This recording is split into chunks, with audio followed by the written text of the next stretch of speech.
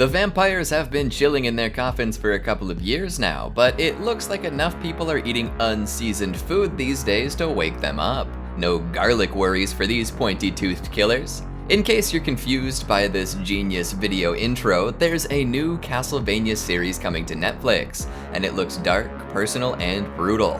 Welcome back to ChannelFrederator. Let's discuss the pros and cons of carrying a whip everywhere you go. When can we watch more Castlevania? After 4 seasons between 2017 and 2021, the first Castlevania series concluded its bloody run. Plenty of fun was had, plenty of denizens of the dark were eliminated by Belmont hands. Now we've got a new series focused on a young Richter Belmont, titled Castlevania Nocturne. So for all of you Richter mains in Smash Bros, your time has finally come. You can tell people that you actually like Richter's story when trying to defend why you play a zoner. The new series will kick off September 28th, 2023.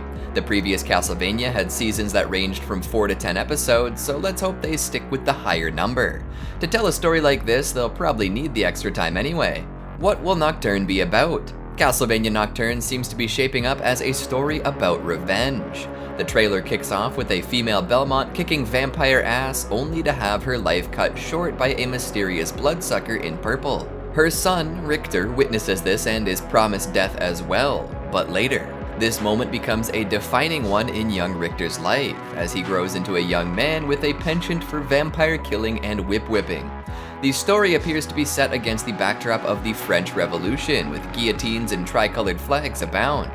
If this is the case, this would mean that we've jumped ahead by a few hundred years between the series. Trevor and co. seem to be around in the 15th century, while this particular flavor of anti-monarchical dissent kicked off in the latter half of the 18th century. My guess is that it's happening right before the events of the game that Richter debuted in, Rondo of Blood, as this game takes place in 1792, a few years deep into the French Revolution. Belmont and his allies, who seem to have an affinity for swords and magic, are fighting against an aristocratic vampire, one who wants the revolution squashed and her place at the top of the pecking order maintained. There's also talk of a vampire messiah who will come once the moon is full, a devourer of light who will eat the sun. As this is discussed, there also seems to be an eclipse going on, which would be good for vampires and bad for everyone else.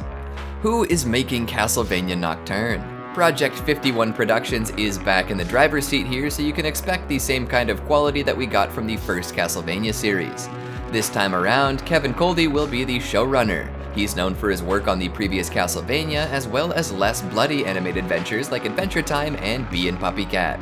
Needless to say, there's lots to be excited about here. What about a new Castlevania game? You would think that there would be rumblings about a brand new game alongside this new series, but so far there isn't all that much. No official word about anything like that from Konami, but there are rumors circulating. Perhaps the next Castlevania will be a PS5 exclusive. The most recent Castlevania game wasn't even actually Castlevania. Instead, there was a Castlevania expansion for the popular roguelike platformer Dead Cells released earlier this year. It was well received, but it wasn't fully Castlevania. Ah well, only time will tell I suppose, and vampires have all the time in the world. And with that, I've provided you with the latest update on Castlevania Nocturne.